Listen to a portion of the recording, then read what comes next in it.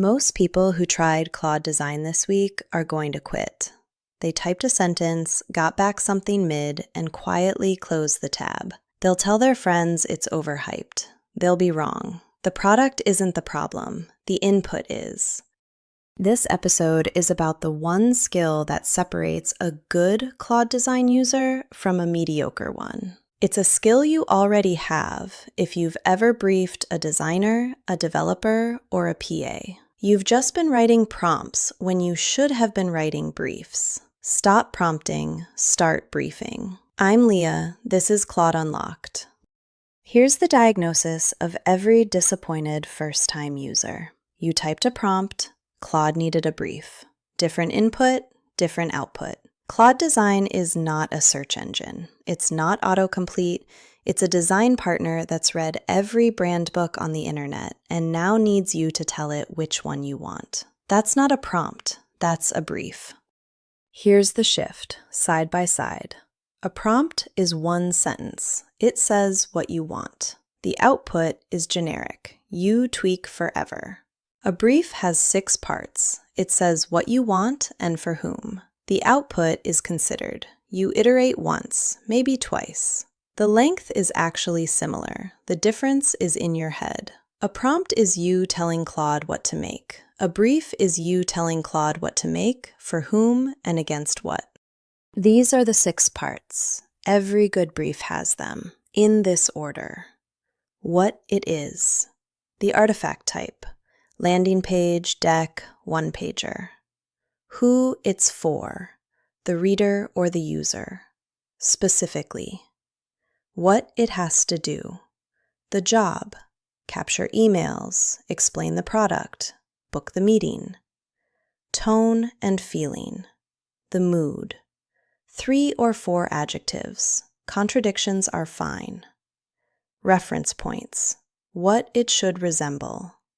Named things. Real examples. And explicit exclusions. What it must not do.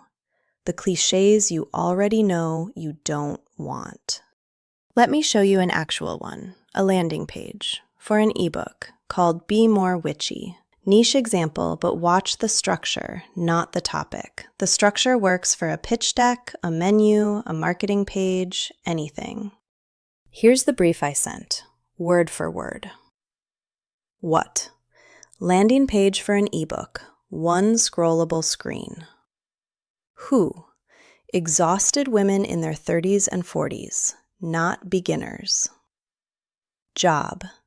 Capture email addresses in exchange for a sample chapter. Tone. Calm, literary, quietly confident, not mystical, not marketed. Reference. The New Yorker book review section. Aesop packaging. Exclude. No pentagrams, no purple gradients, no urgency timers. 6 lines, 90 seconds to write. Let me tell you what each line is doing. What stops Claude from inventing? If I don't say landing page, it might give me a full site.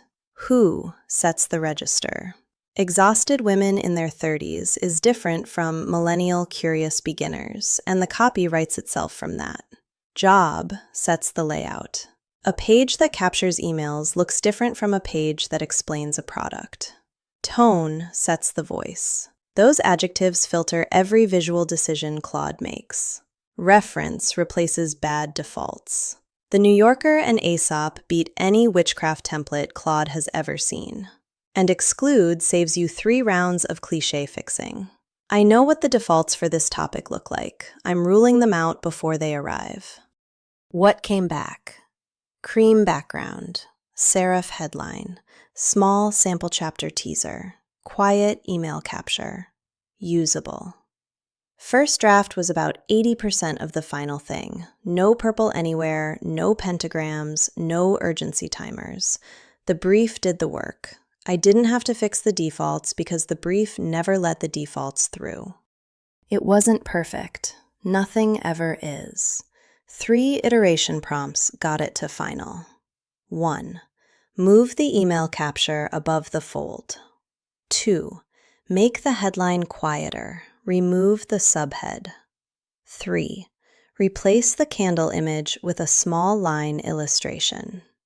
3 surgical prompts. Not make it better. Not try again. Specific moves. Iteration works when it's direction, not criticism. If you take one thing from this episode, take this. Vague brief, vague output. Specific brief, specific output. That's most of the game. Not all of it, but most.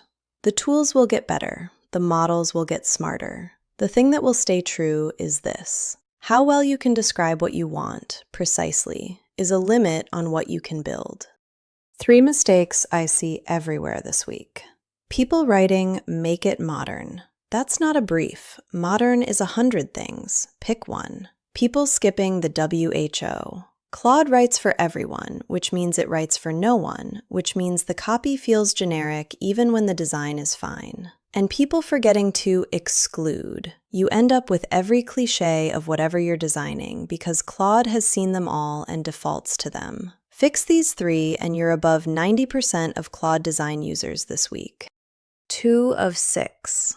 We're on the second rung of the arc. Next up in 48 hours, the design system episode. This is the one where Claude Design stops being a tool you use occasionally and becomes something that knows your brand. If you thought the brief was the skill, wait till the design system enters the picture. It changes everything. Here's your template. Copy this, screenshot it, pin it. Use it for every project. What? Artifact type, format, size. Who? Reader or user, specific. Job, what it has to make happen. Tone, 3 or 4 adjectives, contradictions fine. Reference, named things it should resemble. Exclude, the cliches you dread. 6 lines, fill them in before you open Claude Design. You'll save an hour on every project. Your homework. Take the thing you briefed badly, the project you tried last week that gave you something disappointing. Don't start over. Just write a better brief. Same project, new brief. Send it. Tell me in the comments what the difference was. That will be the best drill I run this week, and the comments will teach the next episode more than I could. That's the arc. See you in the next one.